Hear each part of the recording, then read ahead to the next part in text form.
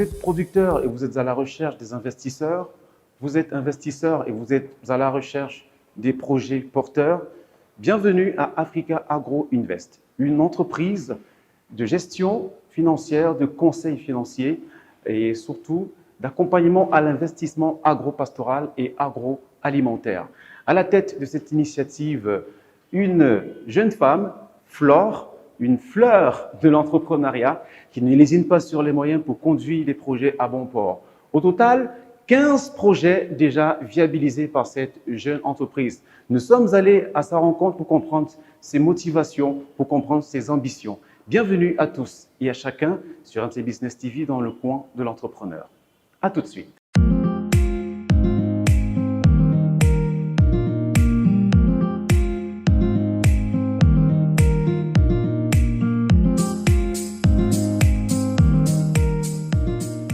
Comme je vous disais, je suis avec Flore, qui est la directrice générale de Africa Agro Invest. C'est une entreprise d'accompagnement à l'investissement, mais aussi de gestion des projets agro-pastoraux et agroalimentaires. Bonjour Flore et bienvenue sur MC Business TV. Bonjour Ferry, c'est un plaisir pour moi d'être parmi vous aujourd'hui. Le plaisir est partagé, rassurez-vous. Vous allez bien? Oui, je vais très bien et vous-même?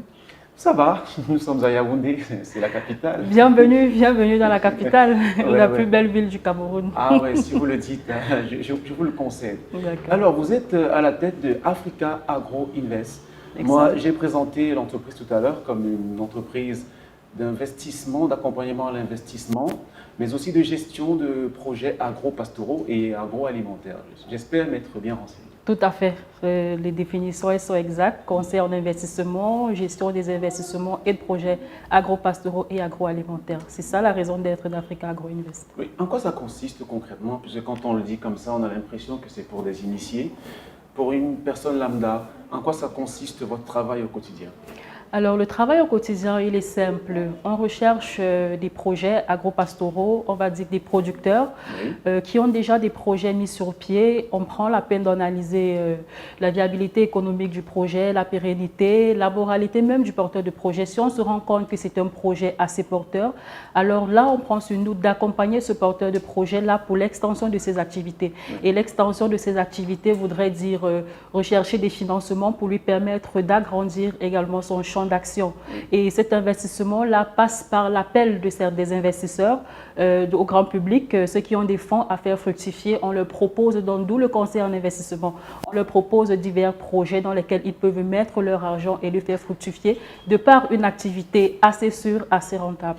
Oui, on va comprendre comment ça marche, les investisseurs et les producteurs. On va comprendre comment s'établit la relation. Mais déjà, pourquoi le domaine agropastoral, agroalimentaire? Pourquoi ce domaine? Simplement parce qu'après une étude de notre part et maintes analyses, on s'est rendu compte que c'est un secteur encore tellement vierge où tout est à faire. Il est assez vite, on va dire ça comme ça, parce qu'on a des producteurs, par exemple, on va dire quoi? On a des sociétés qui ont parfois besoin de certains produits. Mais ils n'arrivent pas à se faire approvisionner par les Camerounais. Pourquoi? Parce que ce que les Camerounais produisent n'est pas suffisant. Parce qu'ils produisent généralement en petite quantité. Donc on s'est dit pourquoi ne pas booster ce secteur-là et satisfaire la demande qui est sans cesse croissante, mais c'est l'offre qui ne suit pas. Donc en fait, si je vous ai compris, jusque-là, il y avait décalage entre l'offre et la demande. C'est ce que vous essayez de rattraper. Tout à fait. On a des personnes qui nous contactent. Par exemple, on a besoin d'être approvisionné. Je dis un exemple en maïs. On a besoin, par exemple, de 10 tonnes par mois, par semaine. Mais quand on regarde nos petits producteurs, ils sont incapables en fait de répondre à cette demande-là. D'où vraiment notre implication dans ce secteur-là pour booster les activités et les faire grandir davantage. On va dire que vous avez saisi la bonne opportunité alors. Ah, bien, le Cameroun, c'est une terre d'opportunité, il faut le dire. Le Cameroun en particulier et l'Afrique en général. Revenons à comment ça marche, parce qu'il est important que nos téléspectateurs comprennent de quoi il est question. Comment est-ce que vous arrivez à mettre en relation les producteurs et les investisseurs? Alors, il nous suffit simplement de repérer les bons projets, de les structurer davantage et de les présenter au grand public. De leur dire, voilà, vous avez une opportunité de faire fructifier vos fonds, vous avez une opportunité de doubler, tripler même vos gains. Donc, allez-y, foncez. L'activité, elle est sûre, l'activité, elle est contrôlée, l'activité, elle vous garantit d'avoir un certain pourcentage de l'argent que vous mettez. Oui. Donc, pourquoi pas? Donc là, c'est votre technique, Oui. technique d'approche pour ramener les investisseurs. Oui. Ils sont au Cameroun, ils sont en Afrique, ils sont partout Les dans le monde. investisseurs, ils sont partout dans le monde, au Cameroun, en Afrique, en Europe, en Amérique. Ils sont vraiment partout dans le monde. D'accord. Revenons cette fois-ci sur comment vous sélectionnez les projets. Quels sont les critères qui vous permettent de savoir que tel projet est viable, fiable par rapport à tel autre? Quels sont vos critères de sélection pour tout vous dire? Alors, il y a un ensemble d'éléments qui entrent en jeu quand on veut valider un projet pour le soumettre à une levée de fonds. Il y a d'abord, on va dire quoi? La connaissance même du porteur de projet. Est-ce qu'il a les capacités ou est-ce qu'il a la formation nécessaire pour pouvoir mener à bien cette activité-là? Qu'est-ce qu'il a déjà fait concrètement? Là, on parle de son expérience. Alors, il nous suffira cette fois-ci-là d'aller sur le terrain, de toucher du doigt ce qui a déjà été fait, de lui faire même des recommandations, de l'accompagner dans sa stratégie et de nous dire, voilà, même la moralité du porteur de projet est un point essentiel. Parce qu'en discutant avec un porteur de projet, parfois, il est facile pour nous de savoir si c'est un blagueur, si c'est quelqu'un de sérieux, si c'est quelqu'un qui n'a pas de problème avec la gestion et tout. Donc, on prend vraiment tous ces facteurs en compte. On prend même en compte l'aspect juridique de ton entreprise. Est-ce que tu as déjà une entreprise mise sur pied? Si ce n'est pas le cas, on t'accompagne même dans ce processus-là. Parce que quand on veut grandir, il faut être en règle. En règle avec soi-même, en règle avec la loi, en règle avec l'État. Il faut être honnête à tous les étages. À tous les niveaux. Vous avez travaillé sur pas mal de projets déjà. Oui. Est-ce qu'on peut s'en reparler? Oui, on peut en reparler. On va dire que Africa Agro Invest, jusqu'ici, c'est une quinzaine de projets déjà accompagnés pour un portefeuille investissement de près de 500 millions. 500 millions de francs CFA, c'est la somme de tous ces projets-là. De tous ces projets-là qui ont déjà, et les autres sont à venir. Donc, parmi ces projets, qu'est-ce que je peux citer? Il y a le poisson qui a été fait, il y a le poulet, l'élevage des poulets, il y a la pastèque, la culture de la pastèque, il y a la culture du manioc. Suite pastèque. Oui, suite pastèque, vous avez entendu parler. Mais bien sûr. Donc, il y a le manioc, il y a beaucoup d'autres choses qui entrent en jeu. Il y a l'ananas qui est en cours, il y a la fraise, il y a beaucoup de projets. Wow. Donc, c'est une diversification du secteur agricole comme dans le secteur de l'élevage. Et quel était le plus gros investissement, enfin, quel était le plus gros appel à investissement que vous avez réalisé jusqu'ici? Le plus gros appel à investissement qu'on a réalisé jusqu'ici, c'était pour le projet de mise sur pied d'une exploitation de pisciculture dans l'élevage du poisson, pour une enveloppe de 120 millions.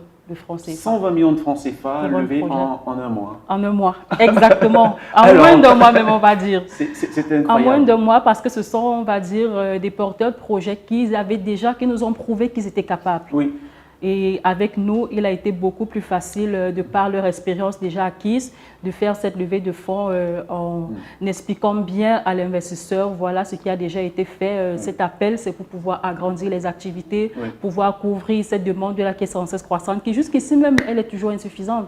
Donc c'est pourquoi les projets ne cessent d'accroître. D'accord. Mais quand vous le dites comme ça, on a l'impression que c'est très facile, c'est trop facile. Pas du tout, c'est pas du tout facile.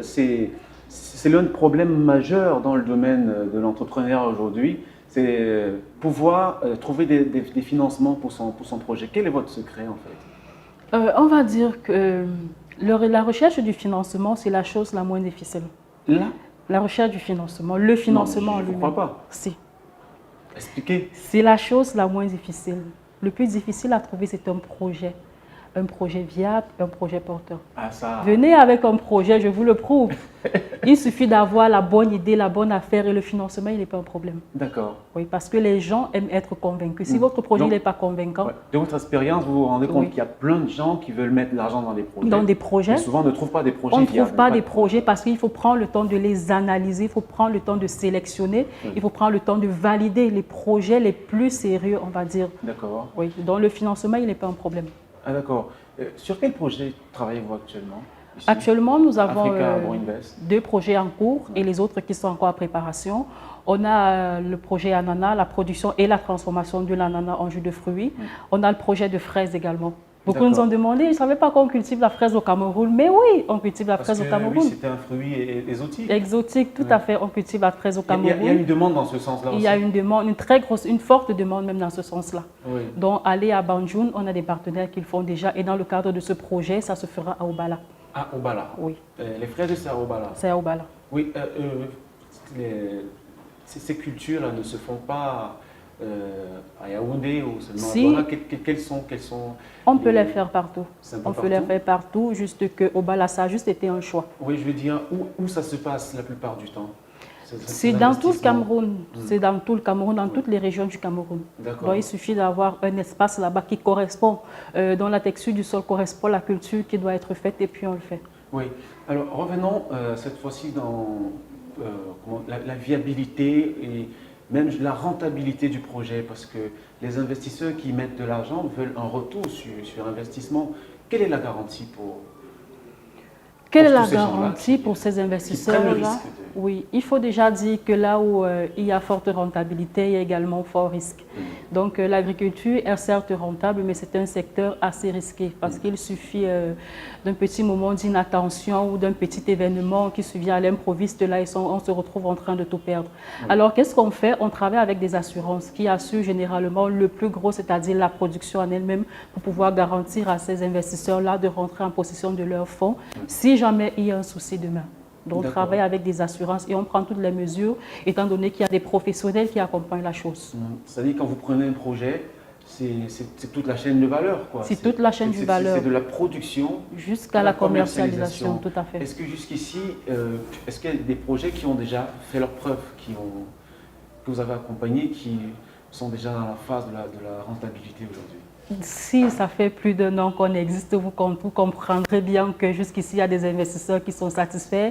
Il y a des producteurs qui ont bouclé même déjà leur campagne avec nous, leur contrat avec nous, parce qu'on les a accompagnés dans la levée de fonds. Ils ont produit, ils ont commercialisé et ils ont remboursé, on peut dire ça ainsi. Donc, les producteurs sont satisfaits, les investisseurs sont satisfaits et le processus, il continue. À vous entendre parler, on a l'impression que vous n'avez pas de difficultés. Hein? Bien sûr, il y a beaucoup de difficultés même.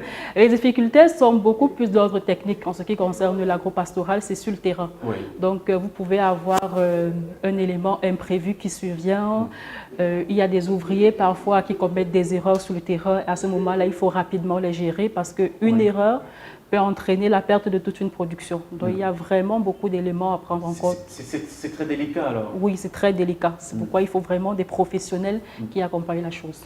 Si vous nous regardez, peu importe d'où, vous savez de quoi il s'agit. Ici, c'est le coin de l'entrepreneur. Ici, l'entrepreneur est roi, ou plutôt l'entrepreneur est reine. Et la reine du jour, c'est évidemment Flore, qui est directrice générale de Africa Agro Invest. Alors, on va un peu réorienter cette conversation. C'est plus une conversation qu'une interview.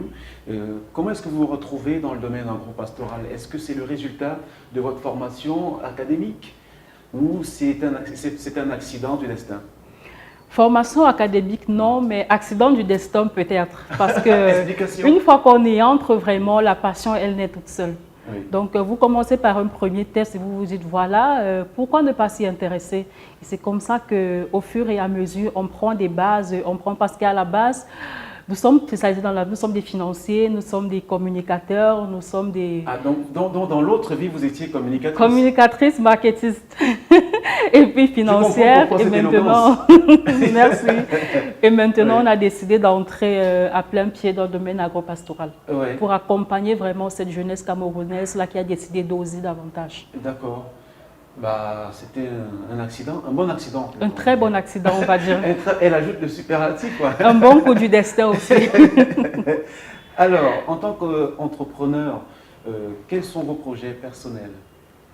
Quels sont mes projets personnels? En plus d'être entrepreneur, on veut aussi posséder des entreprises. C'est très important. D'accord. Parce qu'on a certes démarré avec une entreprise, mais on voudrait s'asseoir dans 10 ans et de dire, voilà, je suis propriétaire de 10, 20, 50 entreprises. C'est très important. Donc, du coup, c'est un travail de longue haleine où il faut vraiment se sacrifier, investir autant que possible dans tous ces projets-là. Parce que si tu y crois, si tu crois à un projet, c'est plus facile pour toi de l'accompagner. Et avec tout ce qu'on observe dans notre environnement, des opportunités, elles sont présentes. Il faut juste savoir les saisir. Oui. Est-ce que c'est facile d'être femme entrepreneur dans le contexte africain? C'est pas toujours facile, mais ça commence à le devenir. Donc, ça ancre déjà beaucoup plus dans nos mentalités de voir des femmes qui entreprennent. Il n'est plus question de nos jours de voir, d'identifier juste la femme comme celle-là qui est dans un foyer. Tout encore qu'on peut gérer bien son foyer et puis être entrepreneur. Il faut juste oser. C'est pas toujours, rien n'est facile dans la vie. Il faut juste oser se donner les moyens de réussir. On va bientôt sortir de cette émission, Le Coin d'entrepreneur, sur MC Business TV, la chaîne des entrepreneurs. C'est la chaîne des Afro-optimistes, la chaîne qui veut propulser l'Afrique sur des cimes plus radieuses. Et merci de faire confiance à cette chaîne, partagez cette vidéo, activez la cloche de notification, sauf si ça n'est déjà fait. Abonnez-vous à la chaîne. Nous sommes avec Africa Agro Invest. C'est une entreprise qui fait dans le conseil financier, l'accompagnement à l'investissement, la gestion des projets agro-pastoraux et agro-alimentaires. Alors Flore, on va sortir de l'émission. Vous travaillez actuellement sur un projet de fraises et autres. Et d'ananas. Oui. Dans un avenir proche, quelles seront les activités de Africa Agro Invest? Est-ce que vous pouvez, en tant que conseiller en investissement, donner un conseil aux potentiels investisseurs qui sont très nombreux au niveau de la diaspora dans le domaine de l'agro-pastoral ou de l'agroalimentaire? Alors, le conseil qu'on peut leur donner, c'est de vraiment faire... Commençons déjà par les projets. Les projets, d'accord. À court terme. Ok, les projets à court terme, il y en aura. Comme je vous ai dit, actuellement, nous sommes sur la fraise et sur l'ananas, mais il y a plein d'autres projets qui sont en étude. On nous a dit que ça tourne autour de l'agro-pastoral, donc c'est plein de projets toujours dans ce secteur-là, que ce soit élevage, que ce soit agriculture. Encore que même si on a déjà fait, par exemple, comme je vous ai dit au début, le poisson, rien ne nous empêche de continuer dans cette lancée-là. Parce qu'avec les quelques producteurs qu'on a actuellement, il n'est même pas déjà possible de satisfaire la demande. Donc vous verrez que le poisson, en grande partie, il est toujours importé. Donc du coup, d'où l'accélération en fait des différentes productions, parce qu'on veut éviter au maximum de dépendre de l'extérieur. Donc à ces investisseurs-là, je dirais, faites-nous confiance, parce que votre argent, il est en sécurité, parce qu'on prend toutes les mesures possibles pour le garantir.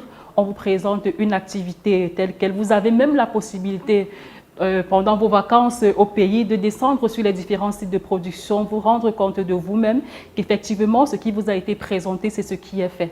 Donc, si vous avez de l'argent, comme on a l'habitude de le dire, qui dort, faites-le fructifier simplement, en passant par Africa Agro Invest. Je pense que je vais peut-être m'y mettre aussi. Non, c'est très important. Je vous attends. D'ailleurs, au sortir, je vous envoie une fiche de souscription. Ah, une fiche de souscription? Oui. Avec plaisir. D'accord. J'espère que voilà, je vais casser la tirelire pour un projet d'ananas peut-être. D'accord. On vous attend.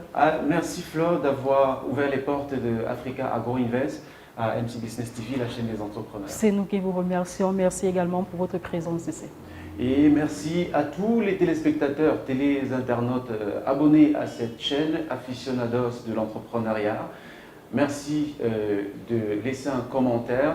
Vous aurez les contacts de Africa Agro Invest dans la description si jamais vous sollicitez un service venant de cette entreprise. On se donne rendez-vous la semaine prochaine pour une nouvelle édition de votre émission Le Coin de l'entrepreneur sur MC Business TV, la chaîne des entrepreneurs.